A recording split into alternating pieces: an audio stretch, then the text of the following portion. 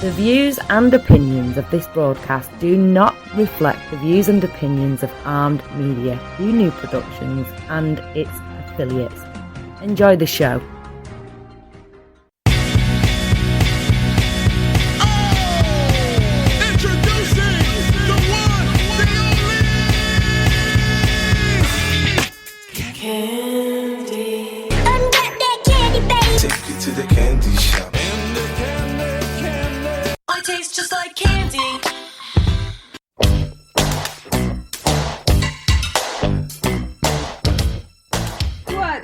Everybody, welcome to Ask for Candy, where we talk about healing, self-care, love, sex, relationships, and what it takes to be amazing on the daily.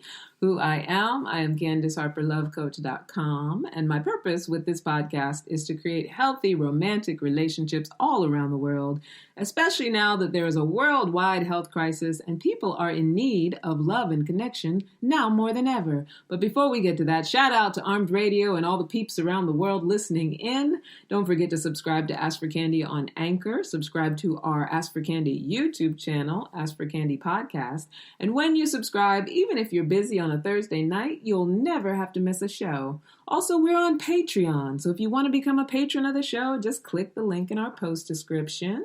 Become a patron and get access to early content, first dibs on any of our perks, offers, or giveaways, and 30% off any private coaching package should you be interested. Also, I want you to follow me on Instagram at Candy Love Coach and at Ask for Candy Podcast if you want to be entered in the Ask for Candy Cash App contest. Stick around to hear the rules at the end of the show, but you can also just follow me on Instagram and you'll get the rules there. I promise I'm going to be posting them very soon. You can email me, askforcandypodcast@gmail.com.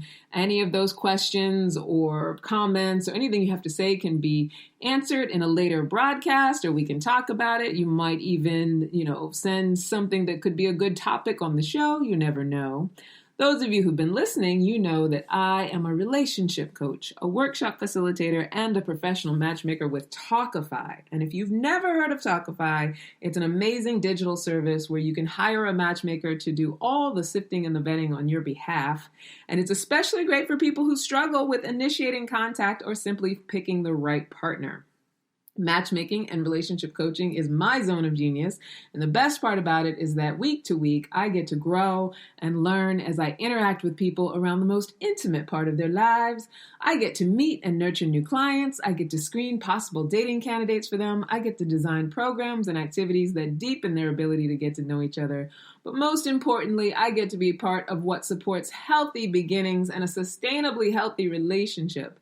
And I would hazard a guess that some of you are at home quarantined with someone right now and wondering if things could have turned out differently if you initially had someone there to help you choose in the beginning. The good news is that it's never too late to turn the ship around if both people are willing and able. But here's the thing. Some of us out here, however, are old dogs who don't want to learn no new tricks.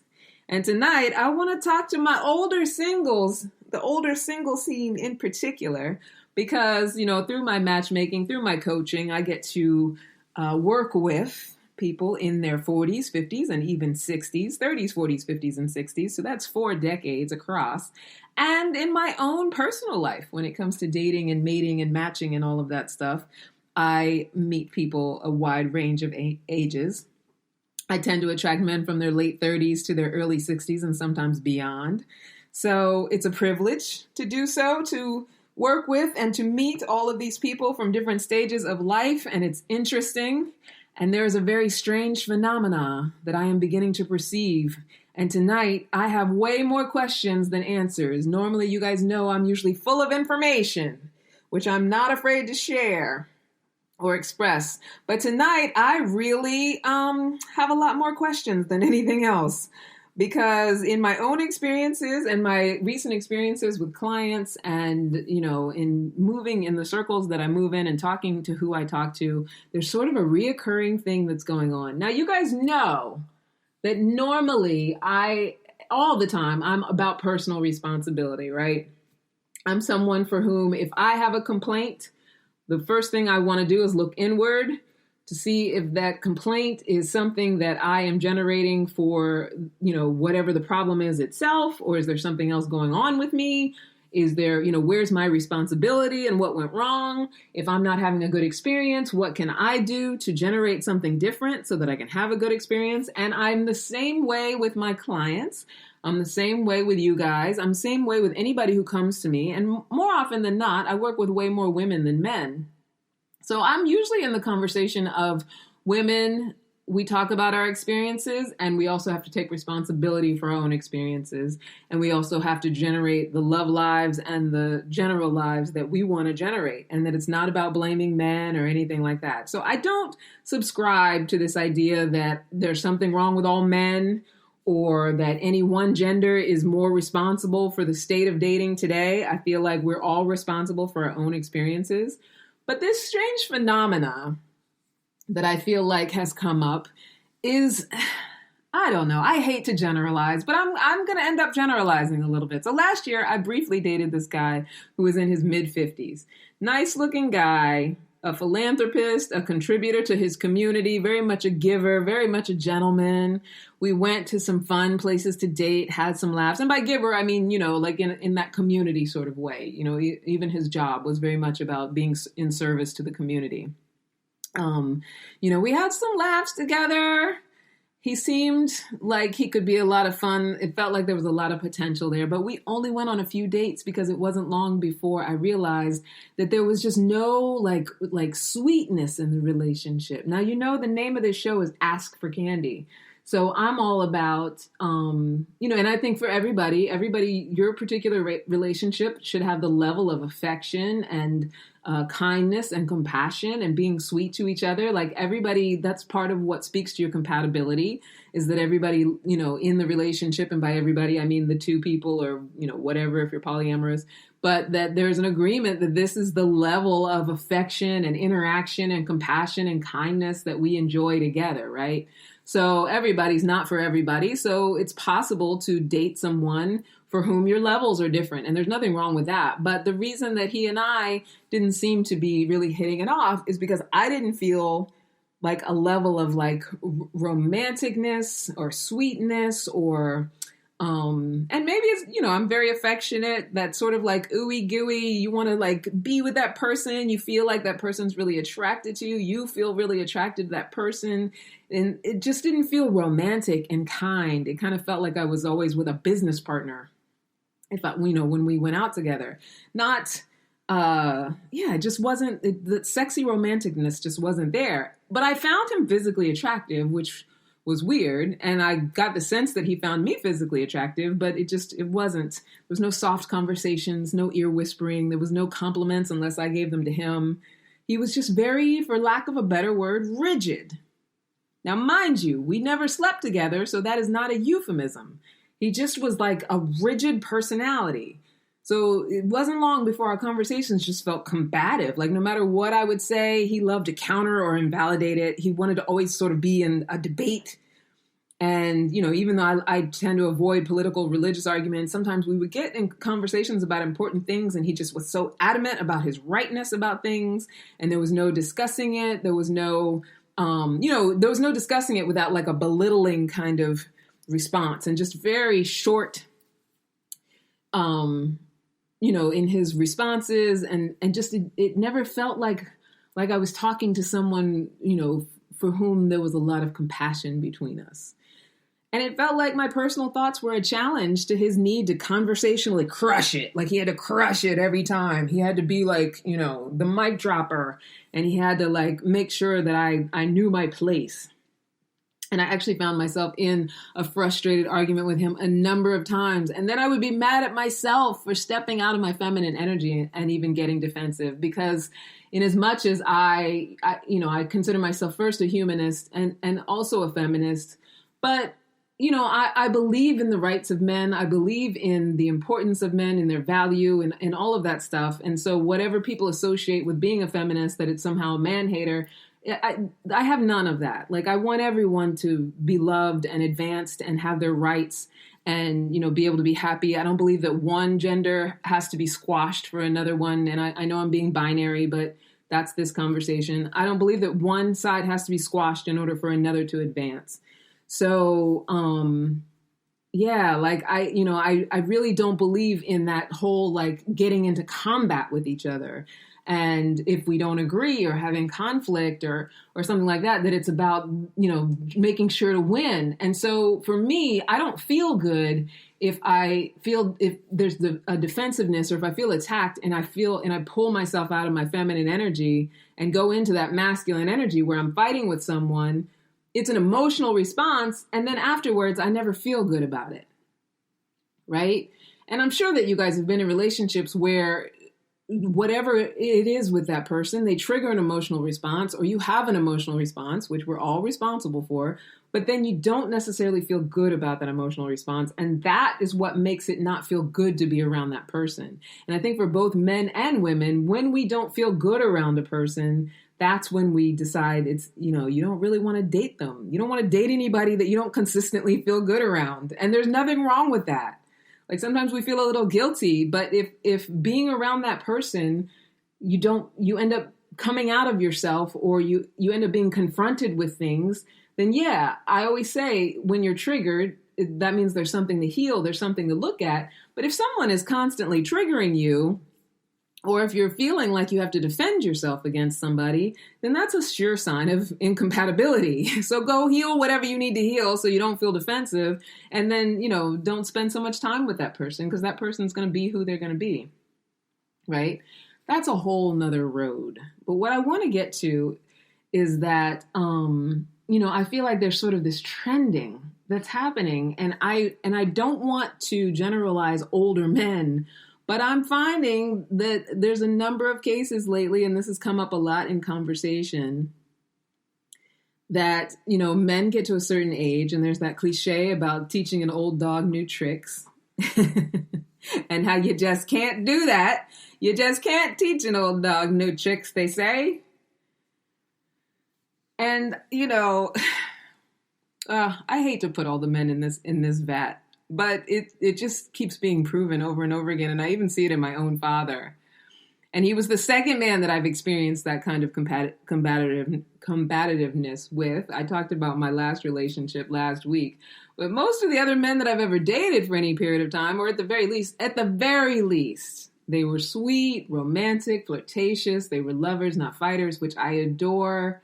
Like, I'm someone who can go into fight mode and flight mode, but I would much rather hang out with someone who wants to flirt and be sexy and talk soft and be cuddly and all of that stuff.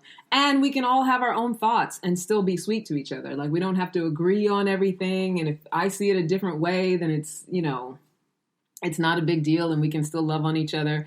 But he was the second guy that I kind of dealt with that sort of thing with. And then recently I sent a client out on a date with a man that I had screened, and she experienced the exact same thing. And he also was this guy in his mid-50s. And in our screening, I knew it could go one of two ways, because he definitely was coming off like alpha male. And, he was very adamant that he wanted to be in charge of setting up the video date, because we know we're doing video dating now. He wanted to figure out the theme and the activities. He made it a point to let me know that he was an alpha male and he would need no assistance. And, he had a lot of opinions about, because I always ask the question about gender roles, because that also speaks to compatibility. So just as a side note, as a matchmaker, I don't care what your view is on gender roles. I don't have any judgments about your views on gender roles. That's your business. Whatever you like in a relationship. Some people like, for the man to be more submissive. Some people like for the woman to be more submissive. But what's going to speak to your compatibility is that you both like the same dynamic. So this is not a conversation about whether it's right or wrong to be submissive or not be submissive, or whether you need to be alpha, beta, or whatever you need to be.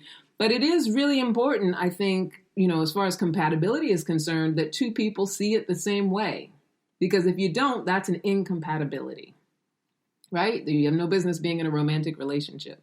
So, in him letting me know that he was an alpha male, based on what I know about my client, she is a very powerful woman, but she also expressed that she wanted to be able to be in her feminine energy in a relationship, and that she was open to being, and open, by open, I mean, there was no me trying to convince her of this. A lot of powerful women that I work with, what they want in a relationship is to be able to be like flowing like water and feminine and, maybe a little more submissive and in surrender. I know I'm going to get a lot of flack out there from women who are like, but that is not, women are strong, whatever. We're not talking about, Betty Draper. We're talking about the dynamic of your romantic relationship. And so you can be a powerful woman and still want to be spanked in bed and still want to be able to let a man lead you and be submissive and let that sort of thing go on in your romantic relationship if that's what feels good to you. That's your damn business. That is your own damn business. When it comes to our romantic relationships, we are not responsible for the political flora and fauna. That's a whole nother conversation.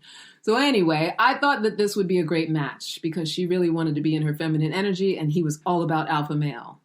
And so it is part of my job to curate these dates in this way. And I use, basic best practice tips for going on a video date. So I sent those, I sent them to them, even though he wanted to run the date because I send them to everybody. But I left it at that because usually what I would do is let's do a theme. What other things can we do? What other ideas? I invited him to collaborate. He didn't want to collaborate. I was like, it's all you, baby. You're the alpha male. You're in charge. Do your thing. Right? So I thought it would be a really good way for him to express himself and a good way for her to experience him in a way that might be attractive. But it turned out to be not so much of a thing, his thing. Apparently he wasn't really prepared for the date. It took him about 15 minutes after the date started to get his video set up and his lights set up, and he didn't really bother to wear anything nice. And he was engaged, but he was not really very open or romantic with her. They played a game together, that she felt was very like on the surface, because it was a questions asking kind of game. And, usually that's for getting to know each other. And he was very guarded about anything personal about him. Granted, it's a first date, so nobody's asking you to give up your social security number, but it's a date. People, if nothing else, when you're on a date, and I know it's scary, but if you don't take the opportunity to open up about who you are and be a little bit vulnerable in that way, and say what you like and what you're into, a person can't get to know you. Now, I know it's scary because you could say something personal about yourself and someone could instantly reject it and be like, I'm just not for that. That's not my thing. But trust me when I tell you that you would rather have that happen so that you know that you're incompatible with a person than to be completely guarded, not say anything about yourself, force into a relationship, and then have this person get to know things about you that you guarded, that you didn't want to say anything about, and then find out you're incompatible after you've been, sleeping with each other for however many months, and you've developed some feelings. So it's okay on these first dates to be open about things that you're passionate about, general things about your family. I'm not talking about personal details. Obviously, you have to be careful in this world. You don't want to give up all your information, but what he was giving was kind of a very surface level, I'm not really going to tell you too much information about me, kind of energy, at least from her perspective. And that was her vibe. And all of this would have made absolute sense if his feedback was that he didn't like her.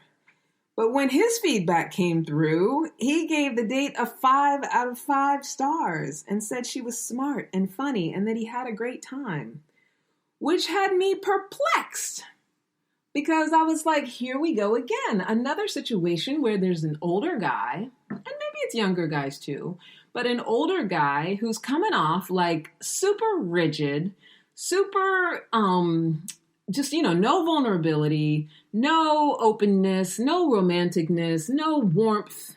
Warmth, that's a good word. Like no warmth. I think, as women, we want to feel like, that warmth when you're attracted to us. If you're not attracted, that's fine. And that's, that's one thing. So, here's another situation. And then, she basically felt like that he was nice, he was smart, and he was interesting. She was interested in a lot of the things he talked about, but she felt no real intimate connection because there was no warmth to it. And she felt like he was very rigid and very guarded and didn't have any flexibility to his personality, no flexible flow. And that's also where feminine energy comes in for men as well.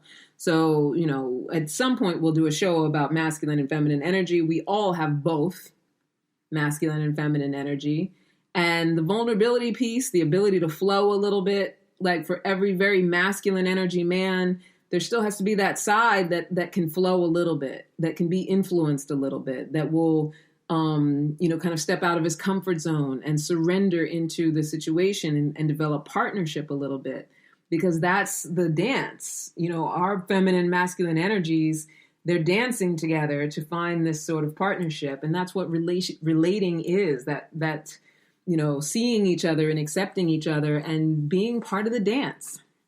But if you're all masculine energy or even all feminine energy, then there's nothing to dance with, and it just kind of falls flat. And that's often the case. Like early on when it falls flat, usually there's something like that going on.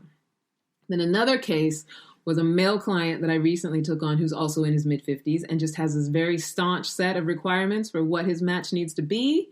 And when I recently sent him out on a date, his date's feedback was that he seemed to simply want someone to sort of fit into his life, like a missing puzzle piece.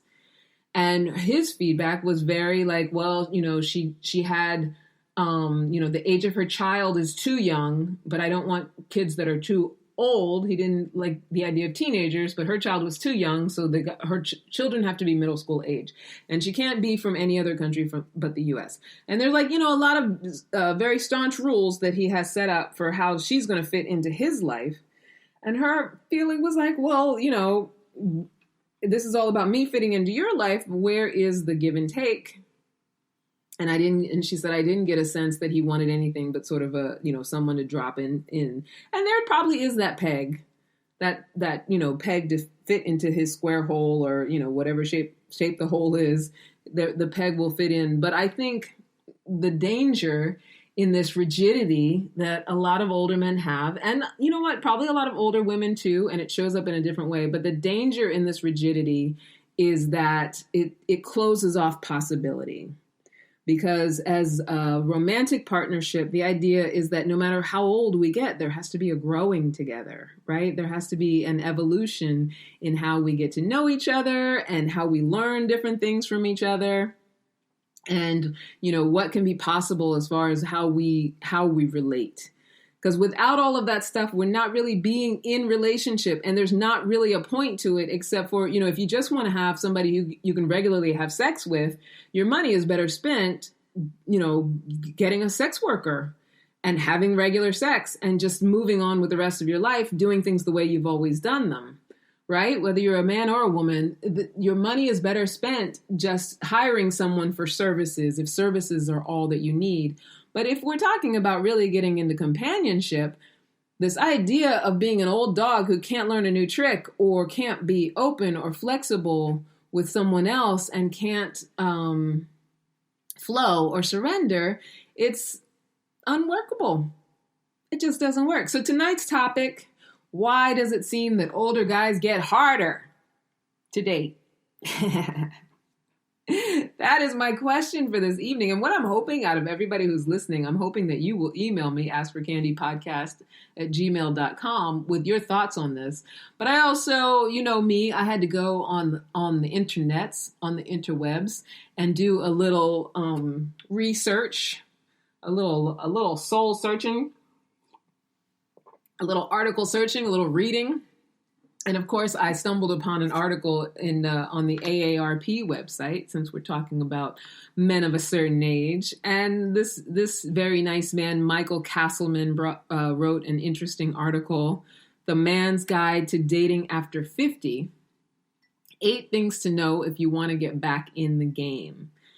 So it's very interesting, these 8 insights. He says these 8 insights will make it all easier. He says, after 20 years, you're single again, and heaven help you on the brink of dating. Uh-oh.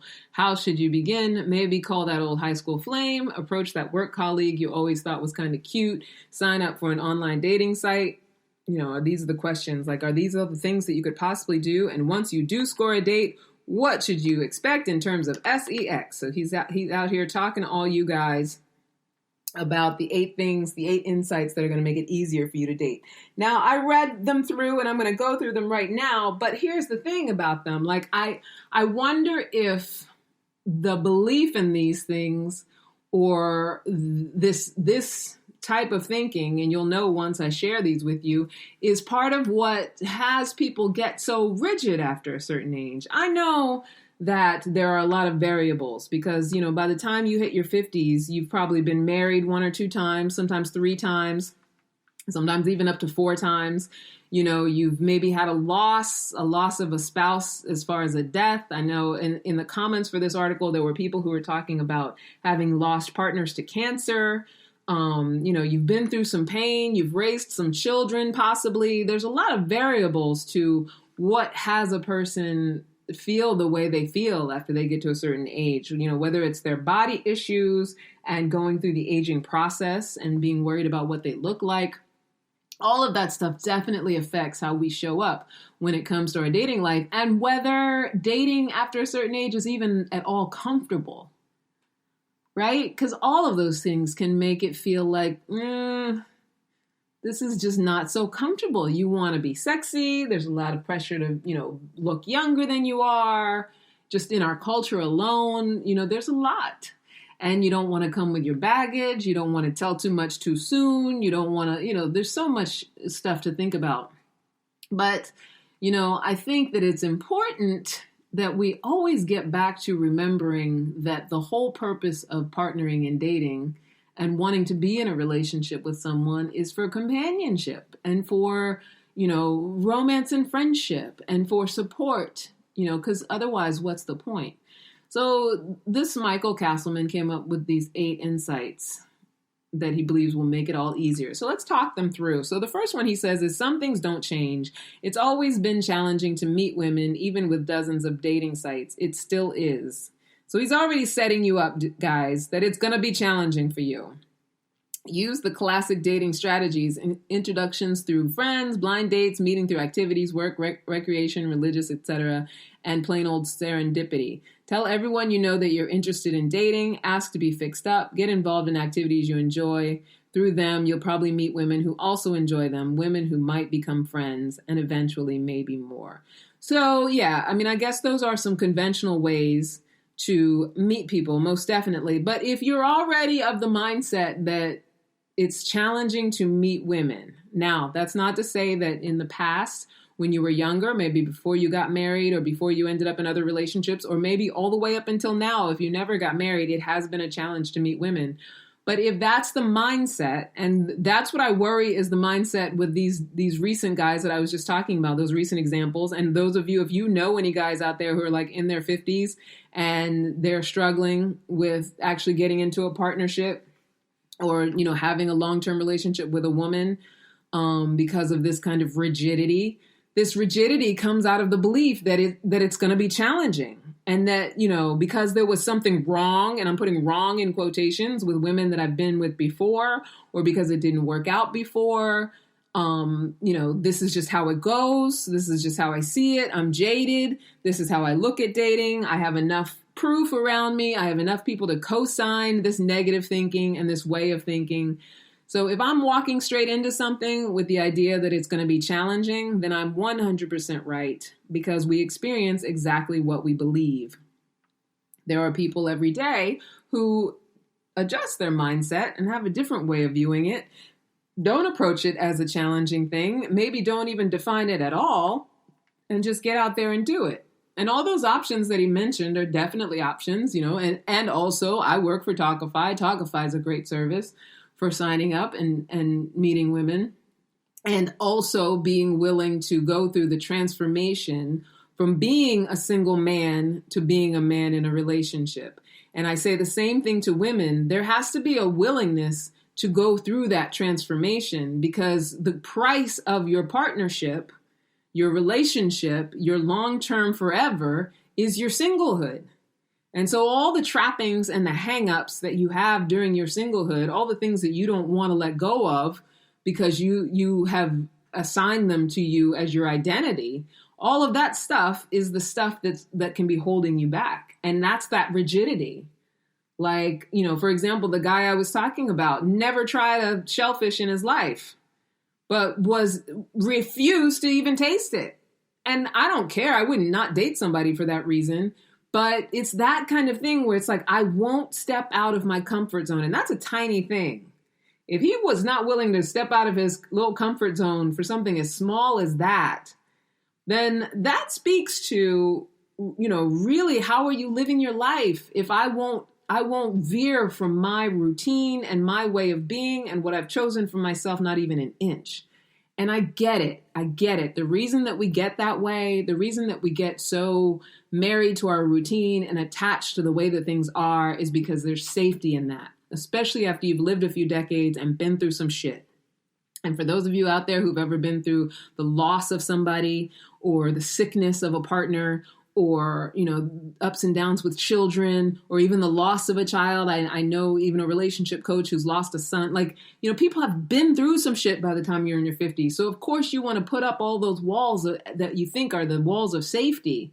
But those walls actually barricade you from having something real with somebody when you're so adamant about things having to be the way that you want them to be as far as your life is concerned. And when the expectation is that somebody can come in and fit into your rigidity and sort of melt into who you are without you giving in any sort of way. And by giving, I'm not talking about monetarily. I'm not talking about that kind of giving. I'm talking about, flexibility, surrender, right? So all those classic dating strategies that he's talking about are going to be ineffective if you're approaching it with your belief that it's challenging to meet women and that things don't change and, this is just the way it goes and it is what it is, all of that kind of thinking. It also causes that rigidity. So that's just number one. Number two, I had to sip my tea. Number two, the numbers are on your side, Michael Castleman says. He says, it's not two girls for every boy like the Beach Boys sang. But you can tell this is for old people because his references are very dated. But demographics trend that way. First, the bad news. Men die younger than women. The good news, as the decades pass, women increasingly outnumber men, which subtly works in your favor. For every 1,000 births by age 50, women outnumber men 954 to 920, according to a 2009 U.S. statistical report. At 65, it's 871 to 791. So the odds are in men's favor. You're playing a numbers game, honey, and women know it. That's the reason why Betty and Veronica no longer sit by the phone waiting for Archie to call. If a woman is interested in you, she will probably initiate contact. Now, that's bullshit. So, first of all, the Betty and Veronica reference. No, because now there's Riverdale, that show. So the Betty and Veronica reference is a little dated, Michael Castleman, but I'll give it to you because of Riverdale. So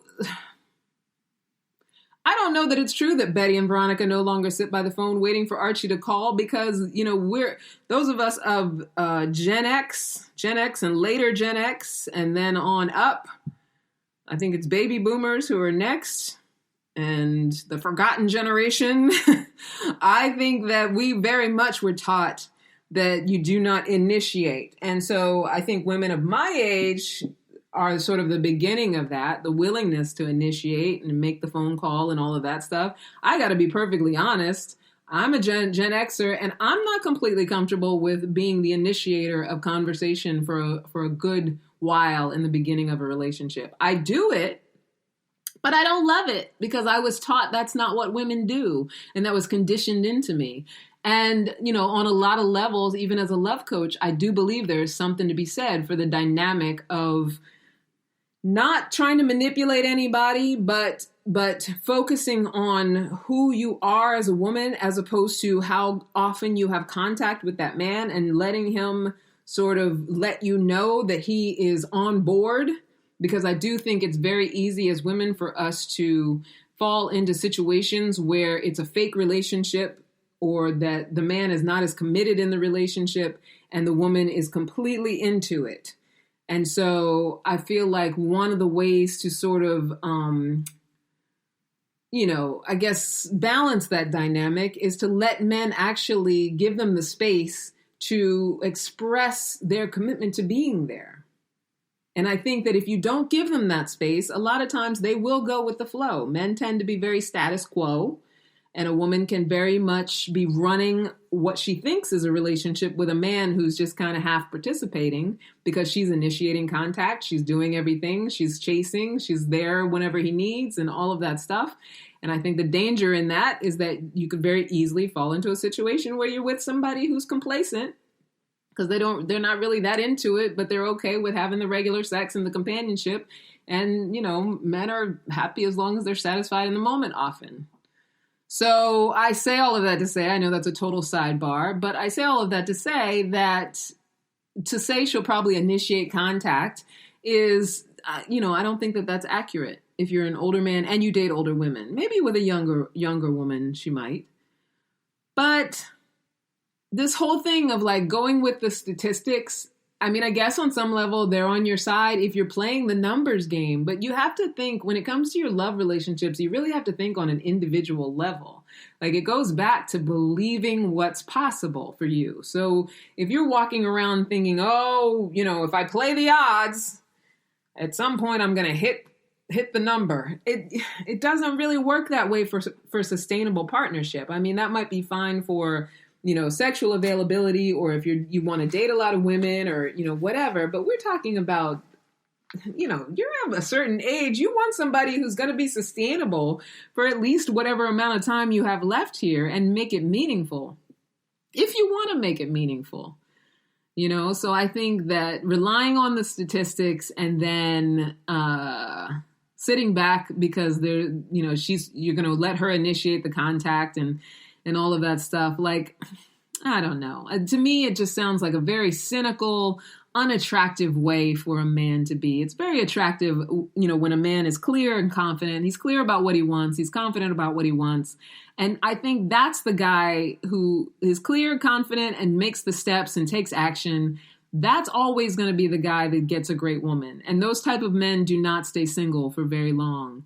And by takes action, I mean, they're just upfront. Like, I'm interested in you. I would like to go out with you.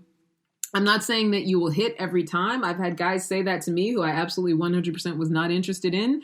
And I just was honest with them and that was it. But I gave them the gift of being able to just move on and find somebody else rather than to be chasing after me and not being interested. So I think that when you are a man who is in your 50s and you're looking to date and you want a meaningful relationship, don't sit around relying on the statistics and thinking that Betty or Veronica is going to be calling you, not saying that she won't, but actually get clear so you can be confident about what you want as a man and get out there and get it, because you will get the highest quality woman if that's the way that you're willing to be about it. I really, truly believe that. And if you believe that, you get what you believe, right?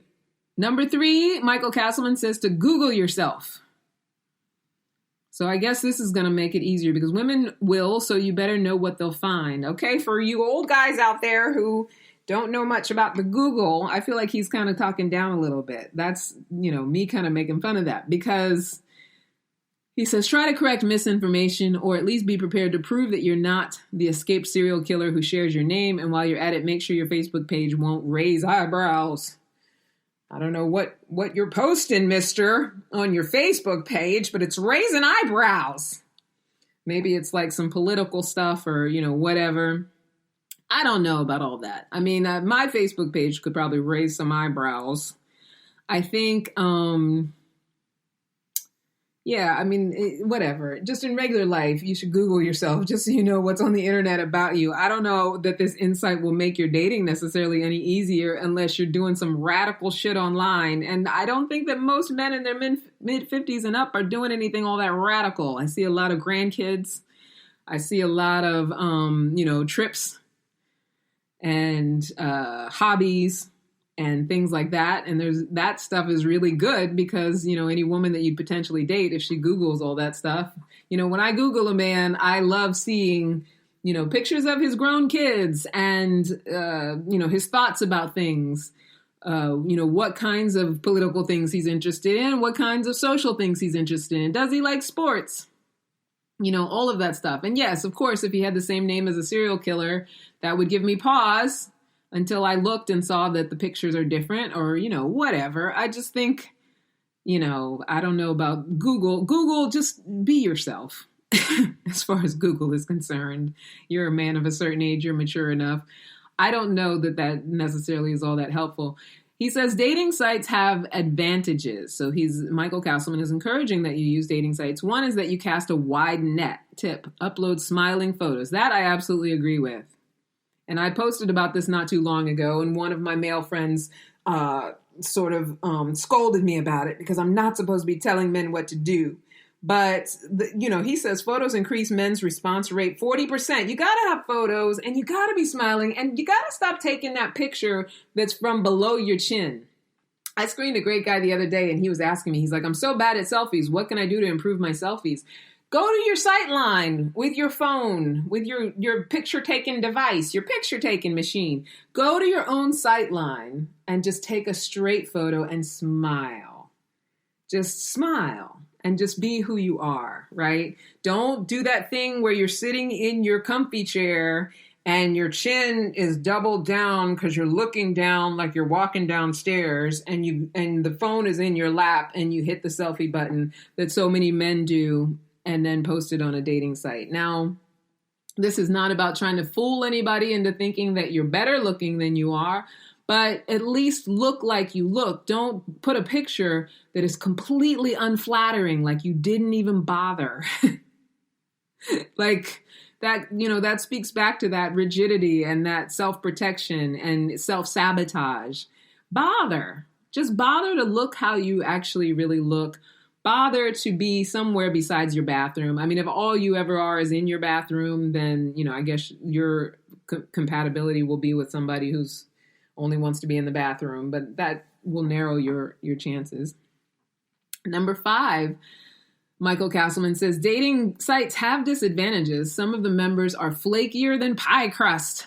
They seem interested, but after a few emails, they disappear, or their phones are disconnected, or they stand you up. Why? Who knows? One theory is that many are not single. Oh, those ladies out there! Scandalous. They're coupled but bored and hope to reassure themselves that they are still attractive by hooking men like you. Unassuming, innocent, mid-50s men like yourselves, they're out there trying to hook ya. What's more, profiles often lie, which that I will agree with, Michael Castleman. One study found that on average, people claim to be an inch taller than the national average. Women said they weighed 20 pounds less than average. Hello. Most claim to be more attractive than average, and 72% of women, 68% of men, and 4% said they earned more than $200,000 a year, while less than 1% of internet users actually do. Tip, tell the truth. As soon as you meet, she'll see your height and weight and how attractive you are. That is absolutely true. That I will agree with Michael Castleman. You will have a much better time. You won't have to feel defensive. That rigidity won't have to come in to play. If you are just completely honest about what you look like, your body size, if you can do a full length picture, your height, all of that stuff, lay it all out on the table, honey, because there is a cap for your bottle. You do not have to pretend to be anything that you are not. So I agree with you on that, Michael Castleman. That will definitely make this dating journey for you a lot easier. Number 6, he says, dress for success. You may be wonderful, but if you look like a total schlump, women will flee. They'll flee into the streets. It looks terrible. Trouble is, many men hate shopping for clothes. If that's you, get help. Ask a friend, preferably a woman, to accompany you. Consider getting a manicure and a pedicure. Plan to spend the day. Yes, guys, an entire day and 1 to 2 weeks income. Damn, on your makeover. Well, I'm not mad at that one, Michael Castleman. I think that everybody should make that kind of effort to groom themselves and look good. That comes down to compatibility too, because you know what? If you're walking around in your sweats, I can bet you that your Veronica or your Betty, probably more likely Betty, will be running around in her sweats too, and you guys can sweat together. But with this one, I agree with Michael. I actually recently had a client, I still have this client. She's just taking a little break right now, and she's in her early 60s, very attractive and very, well kept, just takes care of her body, her health, the pretty face. And she went out on a date with a guy who showed up in a plaid shirt and didn't really try. And so he kind of blew his chance and he really liked her. So yeah, I think that there's something to be said for that. Number 7, Michael Castleman says, keep condoms handy. See, you just never know. One pleasant surprise about dating after 50 is less groveling for sex, he says. After a few dates, most older women feel fine about going horizontal. The horizontal bop, and don't care if your erections are iffy or gone. What? What are you saying, Michael Castleman? He says that women of a certain age don't care if your erections are iffy or gone. I don't know about that, gentleman. He says, however, they don't want sexually transmitted infections, so use condoms until you're monogamous. Okay, so I agree with the using of condoms. A lot of times people think that age is a condom. Age is not a condom. You definitely have to keep yourself safe. And I also get that a man of a certain age might have some issues with his erection. I don't know how many women are just don't care if your erection is iffy or if it's gone. I think that, it's something that you can have a discussion about as you get to know someone, and probably a good argument for getting closer to someone before getting sexually intimate. Because if that is the case, obviously there's going to have to be some alternatives to, what would normally be, that makes me nervous. Erections iffy or gone. No, gentlemen, I don't want to make any of you feel bad. If I met someone and had a real connection with them and, really on a core value level, felt like they were an important person to me, there are alternatives to be found when there is an issue with erections being iffy or gone. I wouldn't assume that most older women feel fine about that. What I would do is just be open to getting to know someone. And the only way to do that is to not be so rigid. Actually share who you are, your core values, just who you are as a person, talking to someone. Those are the things that get us intimately connected so that we don't have to be so worried about things that are a little more superficial. And I'm not saying that sex is not important. It is important. But it's much easier to work around little sexual problems and issues when you're dealing with someone who you have core value compatibility with. When you really have connected with their heart, you really care about who they are as a human being, it's just so much easier to get around that sexual stuff. If it's just about the sex, that stuff is going to be really frustrating for people, and it's, for both people, and it's just going to end up being a problem. So, Michael Castleman, I don't know about what you're talking about most older women feeling like it's fine to go horizontal and don't care if you have an erection. I think that's way off base, and you might want to look at that one a little harder. Number 8, dating isn't mating, he says. Just as gold miners move tons of rock to find a few nuggets, you'll probably have to date dozens of women before you find Ms. Right. If you know that a budding relationship has no future, don't waste your time or hers. Say, I'm sorry, but there's no chemistry for me, and be prepared to hear those words yourself frequently. When you do, ask, do you have any single friends? Actually, this one I don't necessarily disagree with Michael Castleman. I do think it's important to date, I don't know about dozens. It's important to be open to dating until you find that you want to have exclusivity. And it's important to not be attached to someone wanting to be exclusive with you as well. And not having a high expectation that they want to be exclusive with you as well. It's serendipity if two people want to be exclusive and they have that conversation and that's the way they want to move forward. But it does take being willing to just date and socialize and not be so attached to it and, really clear about your intentions. And like I talked about earlier, it's totally okay to have different sets of intentions. If your intention is just to have sex, that's fine. As long as you're honest and you're upfront about that, you will be dealing with people who just want to have sex, or maybe you can actually pay a sex worker to take care of that issue for you. That's where you want to invest your money rather than investing it in dating, because dating can be an expensive endeavor.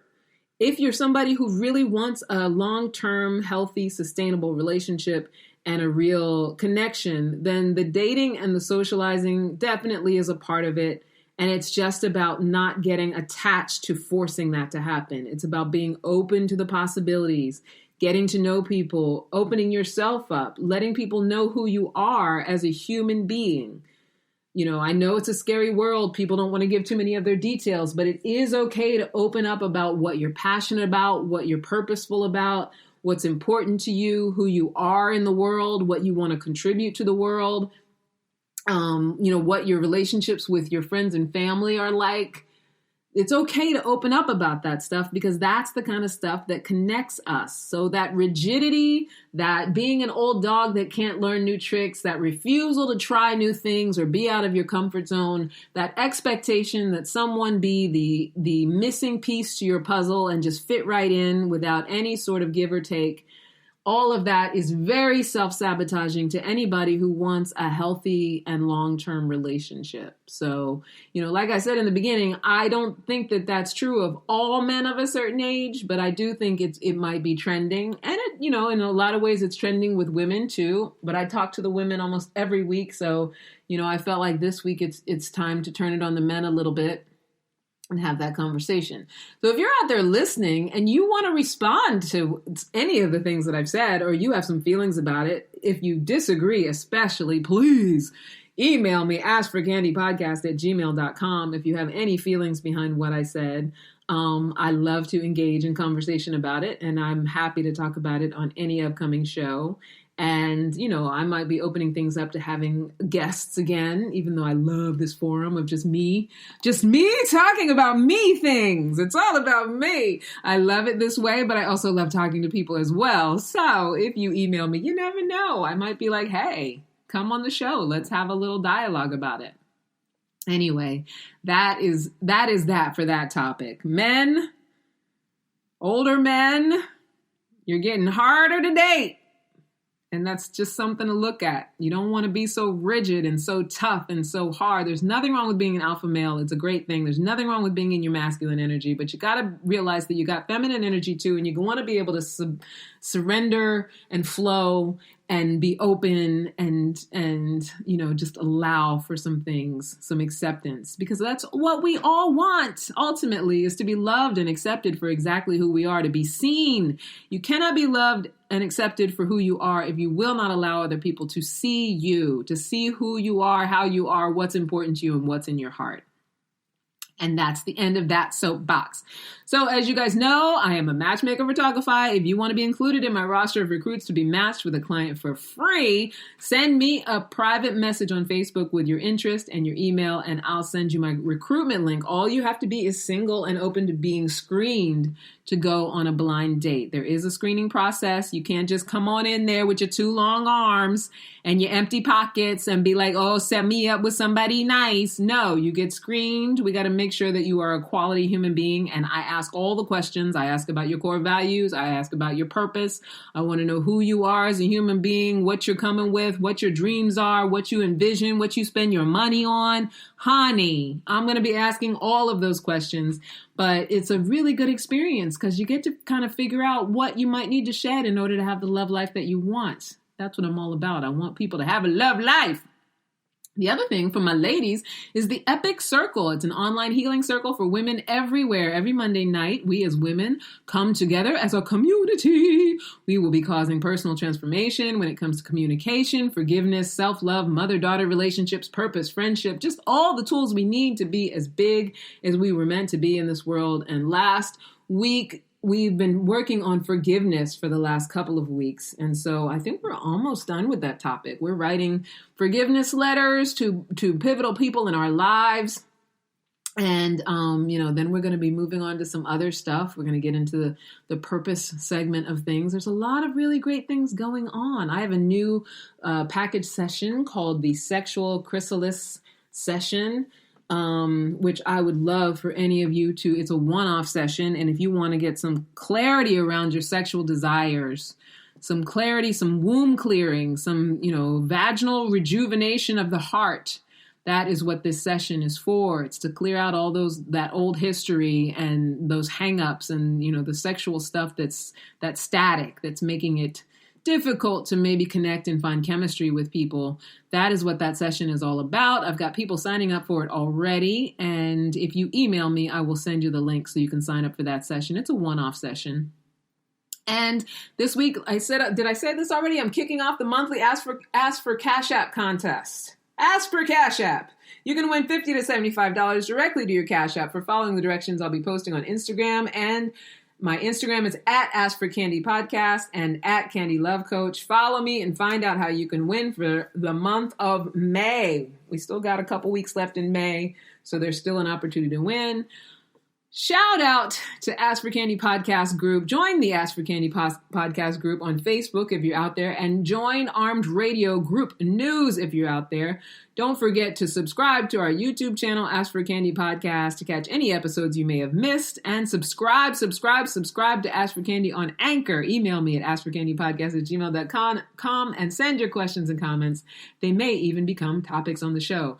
Until next time, my sweet loves, thank you for being here with me.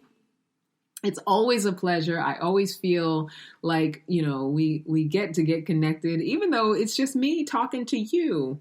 But, I love it when you respond. I love it when you listen. I love it when you subscribe on Anchor. I love it when you're, I just know that you're out there, and that's the most important thing. So thank you so much for being with me. Until next time, never, ever, ever forget that you are a love machine. If you ever start to feel like you are not getting the love that you need, just make more and then ask for candy. Candy. Mwah, mwah, mwah, mwah, mwah. I love you. Bye.